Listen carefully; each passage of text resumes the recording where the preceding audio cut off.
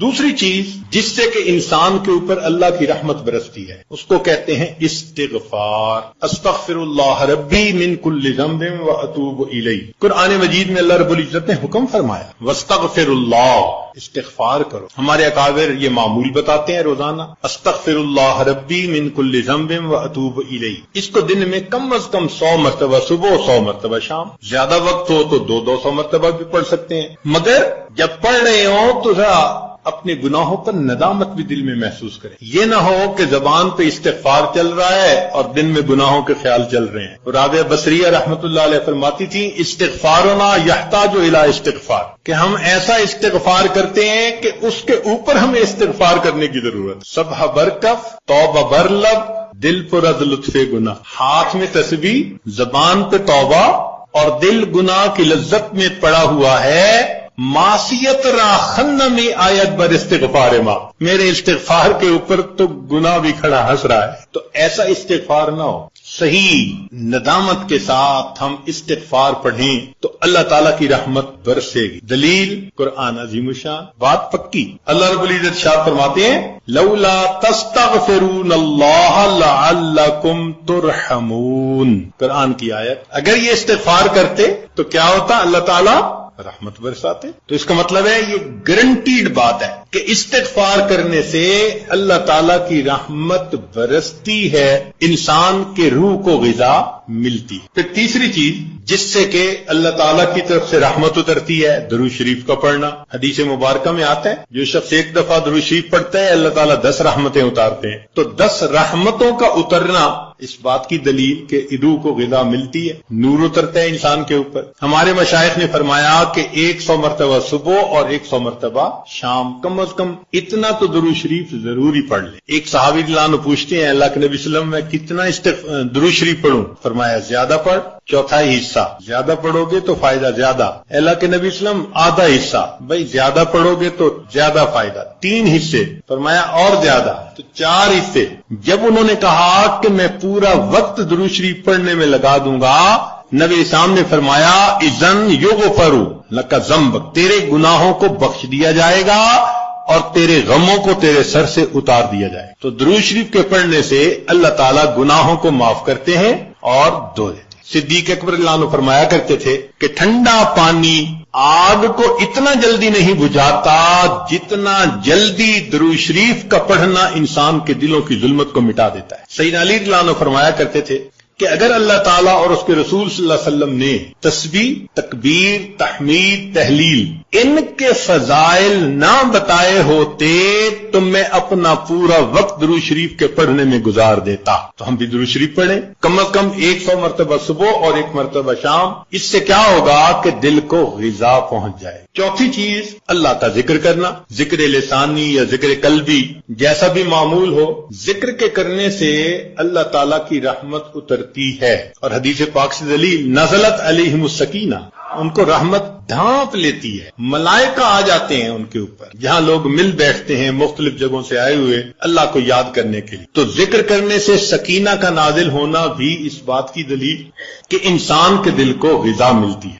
ذکر سے ذات کی محبت بھی پیدا ہوتی ہے. جتنا جس چیز کا تذکرہ زیادہ کریں اتنا اس سے محبت ہوتی ہے. تو کثرت ذکر کا حکم اس لیے کہ اس سے اللہ رب العزت کی محبت انسان کے دل میں پڑتی. یہ نغمہ فصل گلو لالا کا نہیں پابند، بہار ہو کے خزاں لا الہ الا اللہ. ہمیشہ ذکر کرنا ہے، ہر وقت کرنا. موسموں کے بدلنے کا اس پہ اثر نہیں ہوتا. اس لیے ہمارے اکابر صبح شام کا کچھ وقت تھا جس میں تنہائی میں بیٹھ کے اللہ کا ذکر کثرت کے ساتھ کیا کرے. پھر 5ویں چیز جس سے کہ انسان کے اوپر رحمت اترتی ہے وہ ہے اتباع سنت. جتنا ہر عمل سنت کے مطابق ہوتا جائے گا اتنا اللہ کی رحمت ہم پہ برستی جائے. جتنا ہر عمل سنت کے مطابق. اس لیے ہمارے سلسلہ آدیہ نقشبندیہ میں بیعت ہونے کے بعد پہلا کام یہی بتاتے ہیں ہر کام کو سنت کے مطابق کریں. سر کے بالوں سے لے کے پاؤں کے ناخنوں تک اپنے آپ کو سنت کے مطابق ڈھالنے. کیوں؟ ایک تو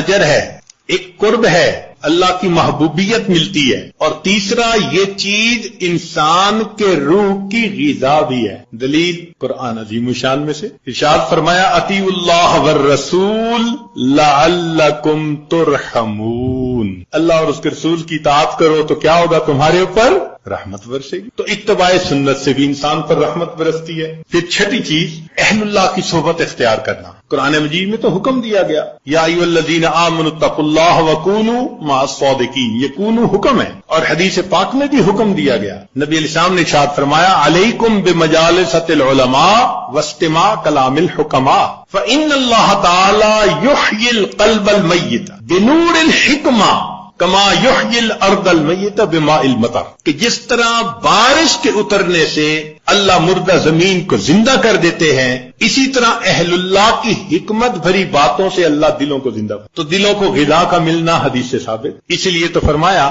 کہ انسان کہیں نہ کہیں اپنا تعلق جوڑے۔ مجدد ثانی رحمۃ اللہ فرماتے ہیں کہ ان مشائخ کی نظر شفا اور ان کا کلام کیمیا ہے، ان کا کلام کیمیا اور ان کی نظر شفا ہے۔ یہ 10 اسباب ہمیں زبانی یاد ہونے چاہیے تاکہ ہم ان کے ذریعے سے اپنے گناہوں کی بخشش کا بندوبست کر لیں۔ سب سے پہلا سبب استغفار۔ استغفار کہتے ہیں کہ اپنے گزرے ہوئے گناہوں پر نادم ہونا۔ شریعت نے کہا الندم توبۃ، ندامت یہ توبہ ہے، اور حدیث مبارکہ میں ہے کہ قیامت کے دن سب سے زیادہ خوش انسان وہ ہوگا من وجد فی صحیفتہ استغفارا کثیرا، جس کے نام اعمال میں کثرت کے ساتھ استغفار لکھا ہوا ہوگا۔ تو ہمیں کثرت سے استغفار پڑھنا چاہیے۔ چنانچہ ایک شخص حضرت حسن لانو کے پاس آیا، حضرت بہت گناہگار ہوں، کوئی عمل بتائیں۔ فرمایا استغفار پڑھو۔ ایک اور آدمی آیا، حضرت بارش نہیں ہو رہی، کوئی عمل بتائیں۔ فرمایا استغفار پڑھو۔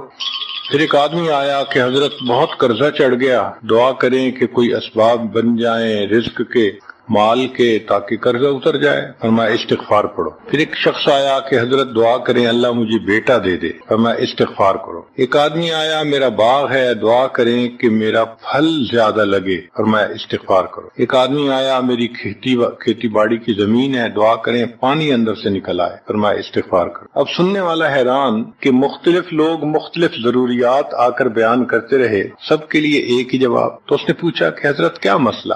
تو فرمایا کہ دیکھو یہ جواب میں نے اپنی طرف سے نہیں دیا، قرآن مجید سے دیا ہے۔ اللہ تعالیٰ ارشاد فرماتے ہیں قرآن مجید میں فَقُلْتُ اسْتَغْفِرُوا رَبَّكُمْ إِنَّهُ كَانَ غَفَّارًا۔ تو سب سے پہلے استغفار کرنے سے گناہوں کی بخشش ہوتی ہے۔ یرسل السماء علیکم مدرارا، تمہارے اوپر اللہ بارشیں برسائے گا۔ وَيُمْدِدْكُمْ بِأَمْوَالٍ، اللہ مال کے ذریعے تمہاری مدد کرے گا۔ وَبَنِينَ، اور بیٹوں کے ذریعے مدد کرے گا۔ وَيَجْعَلْ لَكُمْ جَنَّاتٍ، اور اللہ تعالیٰ تمہیں درختوں پہ پھل زیادہ عطا کرے گا۔ وَيَجْعَلْ لَكُمْ أَنْهَارًا، اور اللہ تعالیٰ تمہارے لیے زمین سے چشمے جاری فرما دے گا۔ آپ اگر غور کریں تو ہماری روزمرہ کی جو پریشانیاں ہیں وہ انہی میں سے ہیں۔ کوئی بیٹے کے لیے پریشان، کوئی کاروبار کے لیے پریشان، کوئی قرضوں کی وجہ سے پریشان۔ اس کا مطلب یہ کہ اگر ہم استغفار کرنے کی عادت ڈال لیں تو ہمیں کسی اور عمل کی ضرورت ہی نہیں ہے، اور یہ عمل قرآن مجید میں بتایا گیا ہے، یہ پروردگار عالم کا کلام ہے۔ ہم استغفار کم کرتے ہیں، کم از کم 100 مرتبہ صبح اور شام استغفار کا کرنا معمول بنا لینا چاہیے۔ آپ لوگ ڈرائیو کرتے ہیں اپنے دفتر جاتے ہوئے تو راستے میں جو آدھا گھنٹہ لگتا ہے اس میں کیا کرنا ہوتا ہے؟ بعض لوگ نعت سن لیتے ہیں، تلاوت سن لیتے ہیں، وہ بھی عبادت ہے، لیکن اس سے زیادہ بہتر یہ ہے کہ انسان خود پڑھے کچھ۔ تو اگر اس دوران آپ استغفر اللہ ہی پڑھتے رہیں تو سینکڑوں دفعہ استغفار نامہ اعمال میں لکھا جائے گا، اور اگر پورا پڑھ لیں استغفر اللہ ربی من کل ذنب واتوب الیہ تو یہ سونے پہ سہاگے والی بات ہے۔ تو اپنے ٹائمنگز کو ایسے ایڈجسٹ کریں کہ اس میں درود استغفار کثرت کے ساتھ آپ پڑھ سکیں، کیونکہ حدیث پاک میں یہ فرمانا کہ قیامت کے دن وہ بندہ بہت خوش ہوگا جس کے نام اعمال میں استغفار زیادہ ہوگا۔ دوسرا سبب ہے توبہ۔ توبہ اور استغفار بہت قریب ہیں، ان میں لائن آف ڈیمارکیشن ڈالنا تھوڑا ڈیفیکلٹ ہے، مگر علماء نے لکھا ہے کہ استغفار پچھلے گناہوں پہ ریپینٹنس کو کہتے ہیں، اور توبہ آئندہ گناہوں کو کمٹ نہ کرنا، اس کی کمٹمنٹ کرنا، عزم کرنا، اس کو کہتے ہیں۔ توبہ عزم جازم، ایک عہد کرنا کہ میں نے آج کے بعد گناہ نہیں کرنا، یہ توبہ کہلاتا ہے۔ تو گویا توبہ کا تعلق آئندہ گناہ نہ کرنا، استغفار کا تعلق پاسٹ کے ساتھ ہے کہ میں نے جو کیا برا کیا، اللہ بس میری غلطی کو پلیز معاف کر دے، اس کو استغفار کہتے ہیں۔ اور یہ استغفار کا حکم اللہ رب العزت نے اپنے حبیب صلی اللہ علیہ وسلم کو دیا، فسبح بحمد ربک واستغفرہ، حکم ہے، صیغہ ہے امر کا۔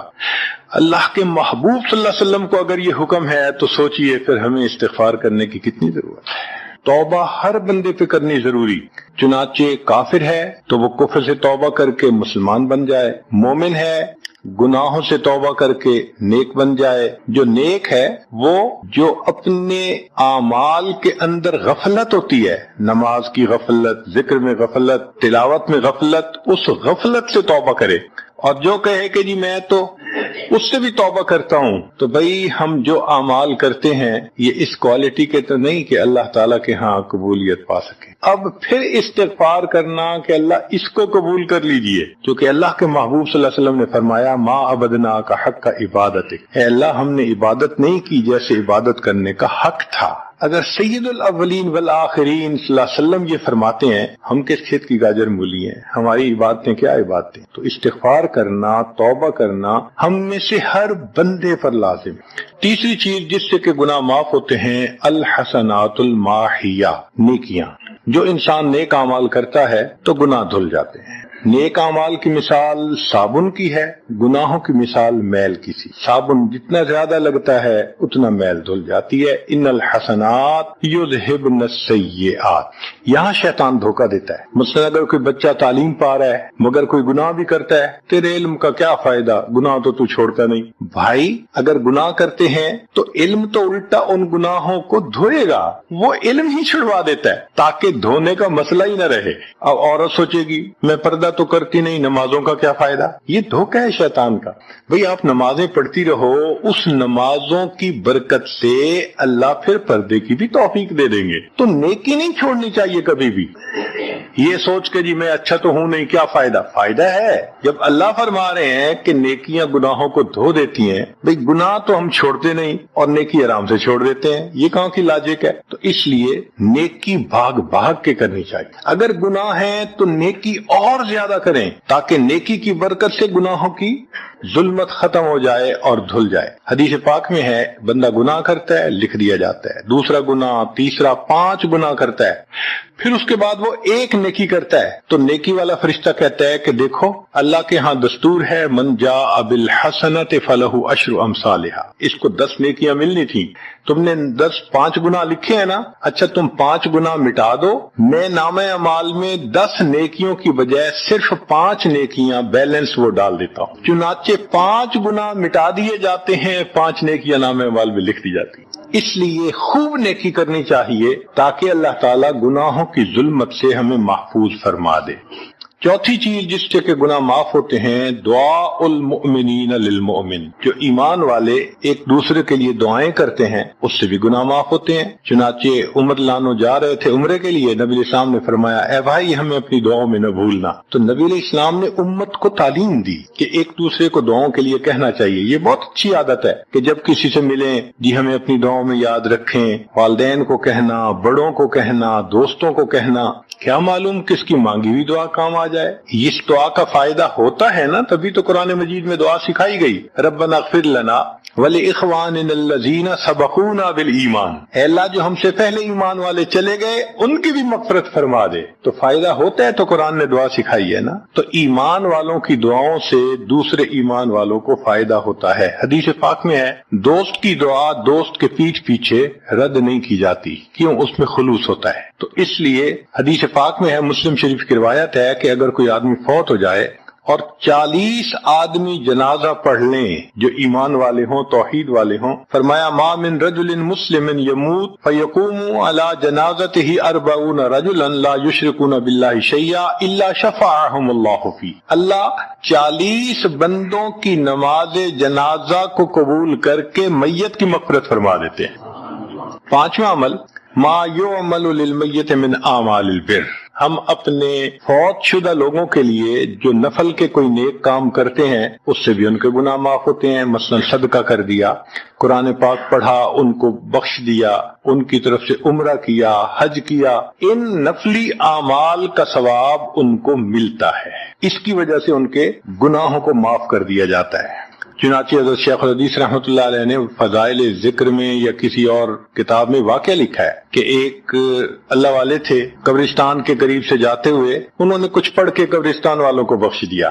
رات خواب دیکھا کہ وہی قبرستان والے ہیں اور ایک آدمی آتا ہے جیسے کوئی ڈاک تقسیم کرنے والا ڈاکیا ہوتا ہے، اور سب اس کی طرف بھاگ پڑتے ہیں جیسے ڈاک لینے کے لیے. ایک بندہ پیچھے آرام سے بیٹھا ہوتا ہے. وہ پوچھتا ہے کیا معاملہ؟ وہ کہتے ہیں کہ یہ فرشتہ آیا ہے، روزانہ کی جو ڈاک آئی ہے نا نیکیوں کی، جو اولاد نے، رشتہ داروں نے، دوستوں نے کیے، لہذا وہ اعمال نیکیاں ملتی ہیں تو یہ سب لوگ جاتے ہیں کہ نیکیاں ملیں گی، ہمارا درجہ بڑھے گا. اس نے کہا کہ آپ کو ضرورت نہیں ہے. کہنے لگا ہاں میں لے لوں گا، مگر میرا ایک بیٹا ہے جسے میں نے قرآن پاک کا حافظ بنایا، اس کی دکان ہے، وہ سارا دن دکان پہ بیٹھا رہتا ہے اور ساتھ ساتھ قرآن پڑھتا رہتا ہے، تو مجھے اتنی نیکیاں مل جاتی ہیں کہ میں بعد میں لے لوں گا. اس نے کہا بیٹا کہاں؟ اس نے کہا فلاں جگہ دکان ہے. وہ اللہ والے جب وہاں گئے اگلے دن تو دیکھا کہ ایک نوجوان ہے اور وہ بیٹھا ہوا ہے، گاہک آتا ہے تو اس کو سودا بیچ دیتا ہے، جب گاہک کوئی نہیں ہوتا تو وہ قرآن پڑھنا شروع کر دیتا ہے. تو وہ سمجھ گیا کہ میرا خواب سچا تھا، اس بچے کے قرآن پڑھنے سے اس کے والد کو خوب بینیفٹ مل رہا ہے. کچھ عرصے کے بعد دوبارہ پھر اسی قبرستان کے قریب سے گزرے، پھر انہوں نے کچھ پڑھ کے بخش دیا. رات خواب میں دیکھا کہ اب جب تقسیم ہوا تو سب بھاگے تو وہ بندہ بھی بھاگا.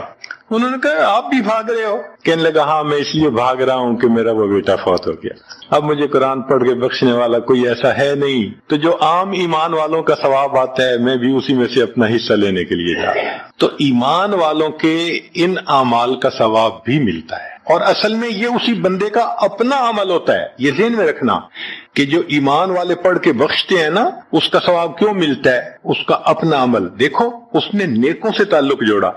وہ بھی تو ہوتے ہیں جن کے مرنے کے بعد پیچھے ریچھ کتے کی لڑائی کرواتے ہیں، میلے لگواتے ہیں، موسیقی کی محفلیں ہوتی ہیں، وہ بھی تو ہوتے ہیں نا، تو ان کو کچھ نہیں ملتا. اس بندے نے نیکوں سے محبت کی، یہ اس کا اپنا عمل ہے، اس کی محبت کی وجہ سے اب یہ لوگ اس کو پڑھتے ہیں، اللہ اس کو ثواب پہنچا دیتے ہیں، اس کے اپنا عمل ہے اس میں.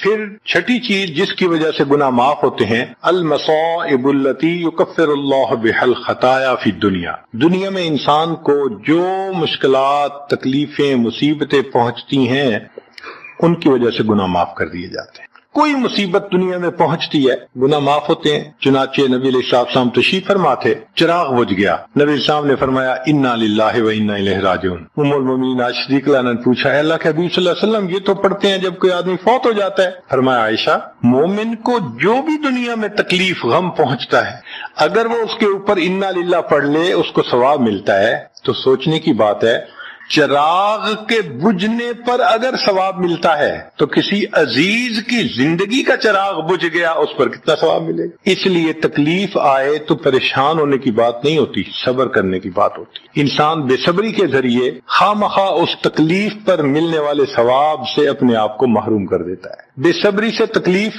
ختم نہیں ہوتی، ثواب ملنا بند ہو جاتا ہے. تو بے صبری کا کیا فائدہ؟ اور ہو سکتا ہے کہ یہ مصیبت جو آئی یہ بندے نے خود مانگی ہو. یہ بھی عجیب بات ہے. آپ کہیں گے جی کوئی بندہ مصیبت تو نہیں مانگتا. ہاں ہو سکتا ہے مانگی ہو. کیسے کہ دعا مانگی اللہ مجھے قیامت کے دن میرے محبوب صلی اللہ علیہ وسلم کے ہاتھوں حوض کوثر کا جام عطا کر دینا. اللہ نے دعا قبول کر لی، عمل تو ہے نہیں کہ یہ نعمت نصیب ہو. تو اب کیسے ملے گا؟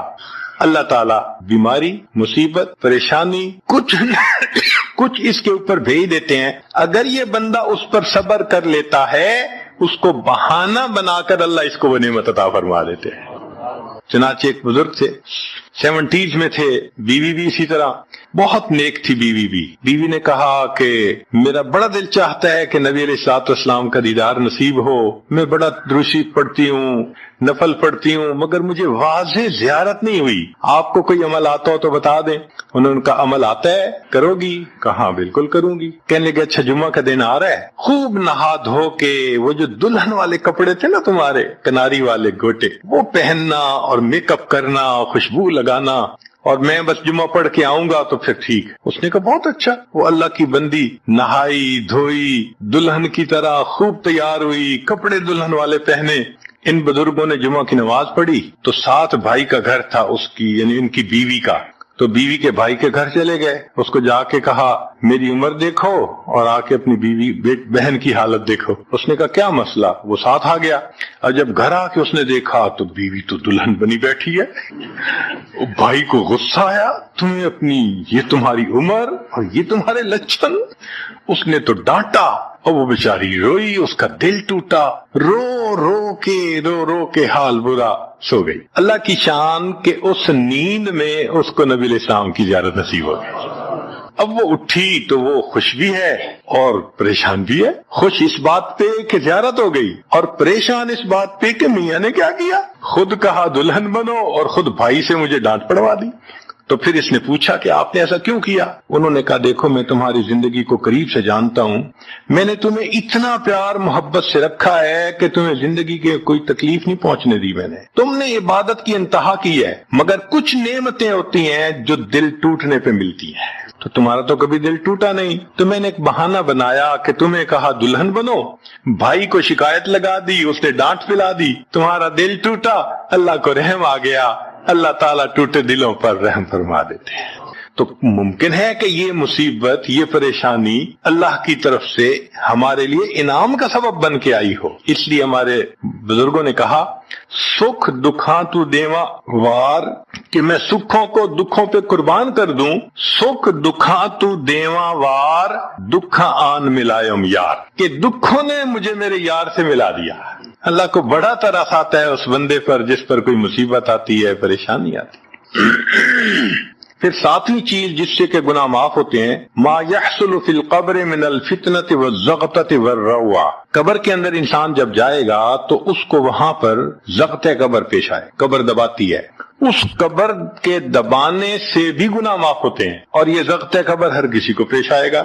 سعد لانو ایک صحابی ہیں, نبی علیہ السلام نے ان کا جنازہ پڑھایا اور اللہ کے محبوب صلی اللہ علیہ وسلم پنجوں کے بل چلنے لگے. تو صحابی نے پوچھا اے اللہ کے حبیب صلی اللہ علیہ وسلم آپ ایسے چل رہے ہیں؟ فرمایا سعد کی نماز جنازہ میں شرکت کے لیے اتنے فرشتے آسمان سے اتر آئے, مجھے پاؤں رکھنے کی جگہ نہیں مل رہی. پھر حدیث پاک میں آتا ہے کہ نبی علیہ السلام نے فرمایا سعد کی وفات پر اللہ کا عرش بھی 3 دن تک روتا رہا. جن کی وفات پہ اللہ کا عرش روئے, اللہ کے فرشتے جنازے میں اترے, کیسے اللہ کے مقبول بندے ہوں گے. پھر نبی اسلام نے فرمایا سعد کو بھی ضغط قبر پیش آیا. تو اس کا مطلب یہ کہ یہ ضغط قبر تو پیش آنا ہی ہے, ہر کسی کو آنا ہے, کوئی بھی ہو. اب یہ عجیب سی بات ہے, مگر اس کو سمجھیں کہ کیوں پیش آنا ہے. آپ اگر کسی ریسٹورنٹ پہ جائیں اور جا کے سویٹ ڈش کھائیں یا کباب کھائیں تو بل پے کرنا پڑتا ہے نا. گروسری سٹور سے جا کے کوئی چیز لائیں بل پے کرنا پڑتا ہے نا, ہر چیز کا بل ہوتا ہے نا. اس دنیا میں انسان جو مزے لیتا ہے بھلے جائز صحیح, ان کی بھی ایک کاسٹ ہے اور وہ اسے پے کرنی پڑے, اور وہ کاسٹ ضغط قبر سے پے ہوگی. اس لیے جس کی زندگی غربت میں گزری ہوگی اس کا ضغط قبر بہت کم ہوگا, اور جس نے عیش آرام مزے سہولت انجوائے کیا کاسٹ تو دینی پڑے گی نا. تو ضغط قبر تو پیش آنا ہے. ہمارے والد صاحب بچپن میں دیکھتا تھا میں کہ بہت اچھا سالن بنا ہوتا تھا نا, تو اکثر وہ گلاس پانی کا اٹھاتے تھے اور ایک گھونٹ پانی ڈال دیتے تھے. مجھے سمجھ نہیں آتی تھی یہ کیا کرتے ہیں. میں اکثر ان سے پوچھتا تھا ابو آپ ایسے کیوں کرتے ہیں, نہیں بتاتے تھے. جب ان کی وفات ہوئی تو بعد میں والدہ صاحبہ نے کہا کہ اصل میں وہ یہ کہا کرتے تھے کہ نفس میرا دشمن ہے, میں اس نفس کو لذتیں کیوں دوں. وہ لذیذ کھانے کے اوپر بھی ایک گھونٹ پانی ڈال کے اس کو کم مزے والا بنا لیا کرتے تھے, جائز لذتوں کو بھی کم کر لیتے تھے. ہمارا کیا حال ہوگا جو ناجائز لذتوں کے پیچھے بھاگتے پھرتے ہیں. تو یہ ضغط قبر مومن کو بھی پیش آتا ہے اور کافر کو بھی, مگر فرق ہے. کافر کو پیش آئے گا کہ حدیث پاک میں آتا ہے دائیں طرف کی پسلیاں بائیں طرف اور بائیں کی پسلیاں دائیں طرف, یوں پسلیاں توڑ کے رکھ دیں گے. اور مومن کو بھی ضغط قبر پیش آئے گا, مگر مومن کو ضغط قبر تکلیف نہیں دے گا اتنی اگر نیک ہوا. کیوں؟ اچھا آپ بتائیں سر میں درد ہو تو آپ کہتے ہیں نا ذرا سر دبا دو, تو تکلیف ہوتی ہے یا راحت ملتی ہے؟ سر دبانے سے راحت ملتی ہے. جس طرح سر درد میں کوئی دبائے سر کو راحت ملتی ہے، ایسے ہی مومن کو ضغط قبر تو پیش آئے گا مگر مومن کے لیے راحت کا سبب ہوگا. 8ویں چیز جس سے کہ گناہ معاف ہوں گے، احوال یوم القیامت وکربھا وشدائدھا. قیامت کے دن جو انسان کو ایک وحشت کی کیفیت ہوگی، ہول کی کیفیت ہوگی، خوف ڈر کی کیفیت ہوگی. اللہ اکبر. امام غزالی رحمت اللہ علیہ نے تفصیل لکھی ہے کہ سارے لوگ کھڑے ہوں گے اور سورج بہت قریب ہوگا، پسینے میں شرابور ہوں گے. اللہ اکبر. اس وقت جہنم کے اندر ابال آئے گا اور جہنم کے اندر سے انگارے اٹھ کر اوپر جائیں گے اور واپس گریں گے. فرماتے ہیں اس وقت انبیاء میں سے کوئی نبی بھی ایسا نہیں ہوگا جس کو یہ ڈر نہ ہو کہ کہیں انگارے میرے اوپر نہ آ جائیں. اگر انبیاء بھی تھرا رہے ہوں گے ہمارا اس دن کیا حال ہوگا. تو قیامت کے دن کی دہشت اور وحشت کوئی چھوٹی چیز نہیں ہے، مگر اس سے بھی اللہ تعالیٰ ایمان والوں کے گناہوں کو معاف فرما دے. پھر 9ویں چیز جس سے کہ گناہ معاف ہوں گے، شفاعت النبی صلی اللہ علیہ وسلم فی اہل الذنوب یوم القیامہ. قیامت کے دن اللہ کے پیارے حبیب صلی اللہ علیہ وسلم جو اپنی امت کے لیے شفاعت فرمائیں گے، اللہ اس پر بھی امتیوں کے گناہوں کو معاف فرما دیں گے. نبی اسلام نے ارشاد فرمایا کہ اللہ رب العزت نے ہر نبی علیہ السلام کو ایک ایسی دعا مانگنے کا اختیار دیا کہ جیسی دعا مانگی جائے گی منوان قبول ہو جائے گی. تو انبیاء نے دعائیں مانگی تو صحابی نے پوچھا اے اللہ کے حبیب صلی اللہ علیہ وسلم آپ کو بھی اختیار دیا گیا؟ فرمایا مجھے بھی اختیار دیا گیا. اے اللہ کے حبیب صلی اللہ علیہ وسلم آپ نے کیا دعا مانگی؟ فرمایا میں نے کوئی دعا نہیں مانگی، میں نے اس کو ذخیرہ رکھ لیا. قیامت کے دن جب میری گنہگار امت کا حساب ہوگا اس وقت میں وہ دعا مانگوں گا، امت کو لے کے جنت میں جاؤں گا. اللہ کے محبوب صلی اللہ علیہ وسلم کو امت سے کتنا پیار تھا. کوئی ماں اولاد کے لیے 23 سال نہیں روتی. جوان بیٹا فوت ہو 2-4 مہینے رو کے پھر نارمل لائف ہو جاتی ہے. کوئی باپ اولاد کے لیے 23 سال نہیں روتا. اللہ کے پیارے حبیب صلی اللہ علیہ وسلم امت کے لیے 23 سال آنسو بہاتے. رب امتی رب امتی رب امتی دعا مانگتے تھے. لمبے سجدے. ام المومنین عائشہ صدیقہ عنہا فرماتی ہیں کہ محبوب صلی اللہ علیہ وسلم کے آنسو جو مصلی پہ گرتے تھے مجھے لگتا تھا کہ بارش کے قطرے زمین کے اوپر گر رہے ہیں، ایسے آواز محسوس ہوتی تھی. اور اتنا لمبا سجدہ ہوتا تھا کہ کبھی کبھی میں اٹھ کے محبوب صلی اللہ علیہ وسلم کے پاؤں کے انگوٹھے کو ٹچ کرتی تھی کہ ابھی جان تو سلامت ہے نا. تب مجھے احساس ہوتا تھا نہیں ابھی تک نہیں، سجدہ لمبا ہو گیا. اتنا لمبا سجدہ کس کے لیے؟ اللہ امت کو گناہوں کو معاف فرما دے، امت کے گناہوں کو معاف. چنانچہ جب نبی علیہ الصلوۃ والسلام پر آخری یعنی مرض آئی، بیماری کی کیفیت آئی، تو اللہ کے حبیب صلی اللہ علیہ وسلم کو بخار بہت تیز ہو گیا تھا. اور جو مسجد میں آخری مرتبہ لائے تھے تو 2 آدمی تھے، ایک ادھر تھا ایک ادھر تھا، اور اللہ کے حبیب صلی اللہ علیہ وسلم نے ان کا سہارا لیا تھا اور بہت مشکل سے چل کے تشریف لائے تھے. یہ آخری نماز. پھر واپس تشریف لے گئے، بخار اور تیز ہو گیا. سیدہ عائشہ صدیقہ عنہا فرماتی ہیں کہ میں نے اوپر کپڑا سا ڈال دیا، کپڑے کے اوپر سے مجھے گرمی محسوس ہو رہی تھی. میں نے پانی کا ایک پیالہ پیش کیا، اللہ کے حبیب صلی اللہ علیہ وسلم پانی کے پیالے میں ہاتھ مبارک ڈالتے تھے اور اپنے چہرے پہ لے رہے تھے، اور جسم تھا کہ جیسے کوئی گرم چیز میں سے گرمی نکل رہی ہوتی ہے، اس طرح وہ بخار سے دہک رہا. فرماتی ہیں کہ مجھے محسوس ہوا کہ یہ تو بہت تیز بخار ہے، کبھی ایسا نہیں دیکھا. تو میں نے پوچھا اے اللہ کے حبیب صلی اللہ علیہ وسلم بخار ایسا تو کبھی نہیں دیکھا، اتنا زیادہ تیز، اتنا زیادہ تیز. نبی علیہ السلام نے فرمایا عائشہ مومن کو سکرات موت کے وقت جو تکلیف ہوتی ہے اس پر بھی اس کے گناہ معاف ہوتے ہیں. میں نے اللہ سے یہ دعا مانگی تھی، اللہ جب میری سکرات کا وقت آئے تو مجھے تکلیف زیادہ دے دینا اور اس کے بدلے اللہ میری امت کے گناہوں کو معاف فرما دینا. عائشہ یہ وہ سکرات ہے جس کی وجہ سے مجھے تکلیف بہت ہے. اللہ کے محبوب صلی اللہ علیہ وسلم کو اتنی تکلیف ہو رہی تھی. اتنے میں اطلاع ملی، دروازہ کھٹکھٹایا گیا، پوچھا کون؟ جواب ملا جبریل علیہ السلام اور اسرائیل علیہ السلام اجازت مانگتے ہیں آنے کی. نبی علیہ السلام نے فرمایا جبریل اندر آ جائیں. تو جبریل آئے.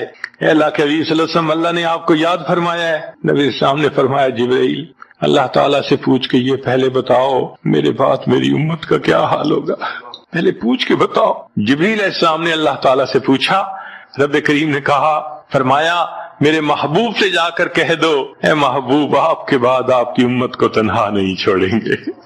جب نبی علیہ السلام کو تسلی ہو گئی، محبوب نے فرمایا اچھا ملک الموت کو بھی اندر آنے۔ اللہ کے محبوب صلی اللہ علیہ وسلم کو امت سے ایسی محبت تھی، اللہ اکبر۔ چنانچہ حدیث پاک میں ہے کہ نبی علیہ الصلوۃ والسلام نے فرمایا خیرت بین ان يدخل نصف امتی الجنہ و بین شفاعہ، اللہ رب العزت نے مجھے چوائس دیا، اختیار دیا کہ اے میرے حبیب صلی اللہ علیہ وسلم آپ چاہیں تو آپ کی آدھی امت کو بلا حساب جنت بھیج دیں گے، اور آپ چاہیں تو جن کی آپ شفاعت کریں ان کو بھیجیں گے۔ نبی علیہ السلام فرماتے ہیں فاخترت الشفاعہ، میں نے شفاعت کو چن لیا، لأنها اعم و اکثر، اس لیے کہ میری شفاعت پر آدھی سے زیادہ امت کے لوگ جنت میں چلے جائیں گے۔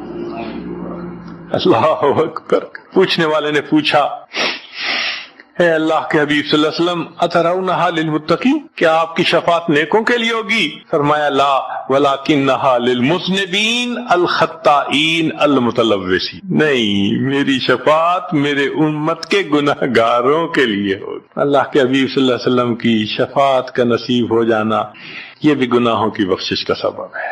مگر شفاعت کس کو نصیب ہوگی اس کی بھی تفصیل سن لیجئے۔ کچھ لوگ ہوتے ہیں سنت کو دیکھتے ہیں ان کا دل خوش ہو جاتا ہے، وہ سنت رکھنے والے کو انکریج کرتے ہیں، اس کو مورل سپورٹ دیتے ہیں، نہیں تم نے اچھا کیا۔ اور کچھ وہ ہوتے ہیں کہ جو دیکھتے ہیں چہرے پہ سنت سجی، کیا ملا بن گئے، کیا تم نے چہرے پہ کر لیا۔ علماء نے لکھا جس نے سنت کو دیکھ کر ناگواری کا اظہار کیا اس نے اپنے آپ کو شفاعت سے محروم کر لیا۔ یہ نہیں ہے کہ ہم سنت کا مذاق بناتے پھریں اور ہمیں شفاعت نصیب ہوگی، نہیں، احترام ہو دل میں سنت کا۔ نبی علیہ الصلوۃ والسلام کی ایک ایک سنت پہ قربان ہو انسان، جب یوں محبت ہوگی تو پھر نبی علیہ الصلوۃ والسلام کی شفاعت بھی ان کے لیے ہوگی۔ 10واں سبب جس سے کہ گناہ معاف ہوں گے، رحمت اللہ وعفوہ ومغفرتہ بلا سبب من العباد۔ قیامت کے دن انبیاء کرام شفاعت کریں گے، بخشش ہوگی، پھر علماء کریں گے، شہداء کریں گے، پھر سب جنتی شفاعت کریں گے، حتیٰ کہ کوئی ایسا نہیں رہے گا کہ جو کسی اور کی شفاعت کرے، اور وہ لوگ جہنم میں ہوں گے کہ جن کا کوئی جنتی واقف ہی نہیں ہوگا۔ اللہ اکبر۔ سالوں وہ جہنم میں جلتے رہیں گے، جلتے رہیں گے، پھر ایک وقت آئے گا کہ ان میں سے جن کے دل میں تھوڑا سا بھی ایمان ہوگا نا، اگرچہ اس کی شفاعت کرنے والا کوئی نہیں ہوگا، ان کو بھی اللہ بخشنے کا سبب بنائیں گے۔ وہ کیسا ہوگا؟ حدیث پاک میں آتا ہے کہ یہ جو ایمان والے ہوں گے نا، ان کے اور کافروں اور مشرکین کے درمیان جو دیوار تھی نا آگ کی، اس کو ذرا ٹرانسپیرنٹ اللہ بنائیں گے، تو مشرکین دیکھیں گے اور کہیں گے ہم تو جل ہی رہے تھے، اور تم تو کلمہ پڑھتے تھے، تم بھی یہاں جل رہے ہو۔ تو وہ جب ان کو کلمے کا تانا دیں گے کہ تمہارا نام تو مسلمانوں والا تھا نا، تو اس وقت وہ جہنمی اللہ سے فریاد کریں گے اللہ تیری توحید کا تانا دیتے ہیں، کہاں گیا تمہارا خدا، تم بھی ہمارے ساتھ جل رہے ہو۔ جب وہ فریاد کریں گے اللہ تعالیٰ جبریل علیہ السلام کو فرمائیں گے جبرائیل جاؤ، جس کے دل میں ذرہ برابر بھی تمہیں ایمان نظر آتا ہے اس کو بھی جہنم سے نکالنا، ان کو بھی جہنم سے نکال دیا جائے۔ پھر اس کے بعد وہ بچیں گے کہ جن کا ذرہ ایمان بھی نہیں فرشتے کو نظر آئے گا، مگر اللہ فرمائیں گے انبیاء نے بھی شفاعت کر لی، شہداء نے بھی، علماء نے بھی، جنتیوں نے بھی، اب میں اپنی رحمت کا اظہار کرتا ہوں، میں بھی تو بندوں سے محبت کرتا ہوں۔ حدیث پاک میں ہے ثلاثہ حشیات، یوں کر کے اگر گندم ہونا اور انسان دونوں ہاتھوں کو ایسے کرے تو اس کو لپ کہتے ہیں، لپ بھرنا، تو اس میں ہزاروں چاول کے دانے آ سکتے ہیں۔ سوچئے اللہ رب العزت لپ بھریں گے تو وہ کتنی بڑی ہوگی، خربوں لوگ ہوں گے، ایک لپ کو بھر کے نکالا جائے گا، پھر دوسری کو نکالا جائے گا، پھر تیسری لپ بھر کے نکالیں گے، پھر ایک حوض ہوگا، کہا جائے گا جہنمی کو اغتسل فی ھذا الغدیر، اس حوض کے اندر تم جاؤ غسل کرو۔ جب وہ غسل کریں گے بالکل ان کے جسم صحیح سلامت ہو جائیں گے، پھر اللہ تعالیٰ ان کو جنت عطا فرمائیں گے، مگر ان کے ماتھے پر لکھا ہوا ہوگا اتقاء الرحمن، کہ رحمان نے اپنی رحمت سے ان کو رعایتی پاس کر دیا، وہ جنت میں جائیں گے۔ اب جو جنت میں جائیں گے تو جنتی لوگ ان کے ساتھ ملیں گے، خوش ہوں گے، مگر کہیں کہیں کوئی ان کو کہے گا ہم تو اللہ کے فضل سے سیدھا آ گئے، تم تو آیا فلاں جگہ سے آئے ہو نا، رعایتی پاس ہو۔ اب جب ان کو رعایتی پاس کا تانا ملے گا تو ان کو عجیب لگے گا. پھر ایک وقت آئے گا کہ یہ سب اتقاء الرحمن اللہ کے سامنے فریاد کریں گے، اللہ آپ نے اپنی رحمت سے جہنم سے نکال دیا، جنت بھیج دیا، یہ جو مہر ایک لگا دی یہ بھی تو اتار دیجئے نا. تو اللہ تعالیٰ ان کی مہر کو ختم فرمائیں گے اور یہ جنت میں رہنے لگ جائیں گے. امام غزالی